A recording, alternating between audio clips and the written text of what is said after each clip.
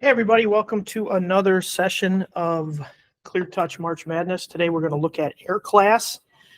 You can see up on your screen I have a QR code that comes up when you look at the side panel over on the right, and it's the fourth one over called Air Class, closest to the edge of the screen.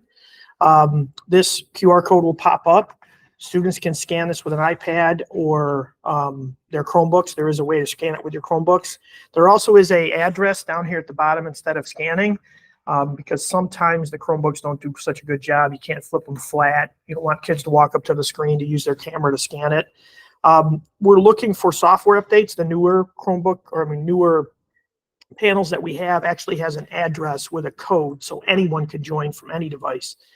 If you wanted the students to use their mobile devices, they would have to join onto one StarPoint network, and then you'd have to put the panel on one StarPoint network. So you have to be on the same local area network as it tells you there in order for you to be able to use this. So I have two users set up. You can't see what's on the user screens. It's basically a screen that has an answer kind of page. It's got A, B, C, D, E, F, and true and false, and has an OK at the bottom. It also has a way to put in a message, and I'll show you how to do that in a moment. So I'm going to enter the class. When I do that, you will see that there is a kind of a bottom row that pops up. It's an overlay to anything that you're using. This overlay pops up if you're projecting your screen. In this case, I'm using the panel for my presentation here on American Revolution. So I'm going to show you what these buttons do. So the manager button on the far right, that will bring up the QR code in case you have a kid walking late and they need to join. So I'm going to click off of that. The message button. Right now, the message button at the bottom of the screen, which is the third in from the right, has a little kind of Ghostbuster there. So kids cannot send messages to you during the game or during the review or whatever your questions you're posing. They could be verbal questions if you wanted. When I tap on this and it turns off, now the students, and I'm kind of squatting down here and going to type into a Chromebook, you'll notice a message come across that I'm sending from Matt, one of the people. You'll see it flying across the top of the screen. So when you turn message on, that's what it will allow. So I'm going to turn it off. I'm going to go back to answer on the screen. The selector. Now I only have two people joined. I have an iPad and a Chromebook off screen that you cannot see.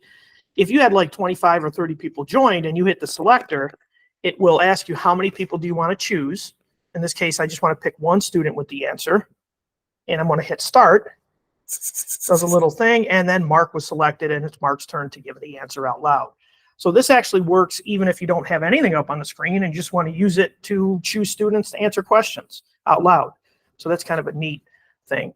And again, I only have two people, so when I hit the selector, it's only going to let me choose up to two. I'm going to hit start, and obviously I only have two, so Mark and Matt are both selected. I can reset it when I'm done, so it'll do it again, or I can exit and get rid of it. Now, the three choices that you have, I have three sample questions up here that you'll be able to see. They go voter, judge, and responder. So the first question that I will pick, let's say this is one that I have this old slide presentation that I want the students to choose from, and this is a question about propaganda from the American Revolution, a great 7th grade question. So this one, because it's multiple choice, the tool that I'm going to use for multiple choice is something called voter. So I'm going to pick this, and it's going to say only one single choice. Now this is a little confusing. Multiple choice meaning almost like more than one answer is correct. So this might work. Sorry for that. So I'm going to use single choice here, and this single choice will allow me to pick one of them. So don't forget on the far right to hit begin. I even have a timer if I only want to give the kids 30 seconds or so. So I'm going to hit begin. It's going to allow my students to choose the votes. So right now off screen on my thing, I'm going to pick answers. So Matt is picking an answer right now, and then Mark is picking an answer right now. So now I can tell my students who've entered their names are 2 out of 2. I'm good to go. I can finish it. And what pops up on the screen is what the students answered. So right now I have A and B. And then I, as the teacher, am able to say, okay, the right answer in this case was letter A. And it'll show what's red and then what's blue that's correct. Okay, and it gives me a percentage. The best part about this is that when I want to shrink this and actually explain and have the question still up on the screen, I'm going to hit explain, It puts it down in the right-hand corner for me. I can move it if I'd like, wherever I want on the screen. So I can put this right in the middle here. And now as a class, we can go over the question and I can see, you know, I got to correct half the class in this case. If I had 100% right answers, I really don't have to do explain. They understand the question, they got it right, and I can move on. So that's a multiple choice or single choice question, what they call under voter. So I'm going to move to the next slide. And this is a true-false question, which the students also have on their screens to be able to choose true or false. So I'm going to use judge. When I hit judge, it's going to tell me this is a true or false, and then hit OK to submit. I don't have anybody in yet because I have to hit begin over here on the right. So I'm going to do that. So now start to vote. So now I look at this question, a person who supported Britain in the Revolutionary War is called a patriot.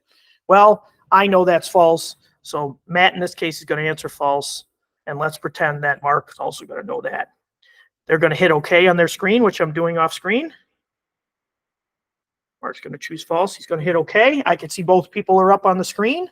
I can now finish this question. It shows me, oh, the whole class picked false. So I can tell them that that's the right answer. I can still hit explain and move it down here and put it up here so I can explain what the answer is. Again, I have a slides presentation here. You could have old PowerPoints or, you know, Word documents or whatever you want to do is there. Now, the last type of question is called a responder. You'll see it's a drum here. So I'm going to move to the next one. Now, this is an open-ended question. You know, describe this cartoon, what's happening in the cartoon, why would someone do this to another person? It's not a voter, which is multiple choice. It's not a judge, which is true and false. This is a responder. So when I touch this, it's going to start drumming. When someone on the screen thinks they know the answer, they're just going to hit OK, and that's the person I'm going to pick. So I'm going to pick responder. When I hit start, that begins the everything. Stand for the pledge to the flag. It's going to start. I'm going to hit OK. Matt got there first. Matt be the one. So now Matt can actually answer the question. And when he answers the question, he's able to, you know, describe the cartoon. I can move this around the screen if I want. I can move it over to the right. I can move it over to the left. I can move it all over the place if I'd like to. And we are ready to roll. Now, I can X out of that. Let's say I hit the responder again. Okay, plus OK. It's telling the students on their screen. It's a big blue button at the bottom. Hit start. They're going to hit OK. Mark came first. So if I have 30 kids, the first person to hit OK is the one that's going to answer the question. So that's open-ended. I can use that even if I don't have anything up on the screen. When I am all done, when I've had enough, and I have all my questions, I can simply hit exit here, and it will end the class. It'll say connection with other users will be interrupted. Hit exit, and we're done. And it disappears from the bottom. So that's the Air Class tool that goes along with your ClearTouch panels. Now, if you have a ClearTouch panel that does not look like this, it's a newer version, and it still has Air Class under the word more. Majority of teachers have this one. If you don't, that has the new updated software, which is just an address. The kids type in a code from any device, and they join. Hopefully, that's an update that we'll be able to bring to the 6000K plus that the 6008 plus already have. Well, I appreciate you joining me. I apologize for the interruptions from the announcements because I'm in a room early in the morning when the high school is beginning. If you have any questions about Air Class or you want me to come in person and walk you through it, just go ahead and book me. I appreciate all of you joining me. Those of you that joined for the March Madness, that was wonderful. Have a great spring break, and hopefully we'll come back and the year will fly by. Have a great day.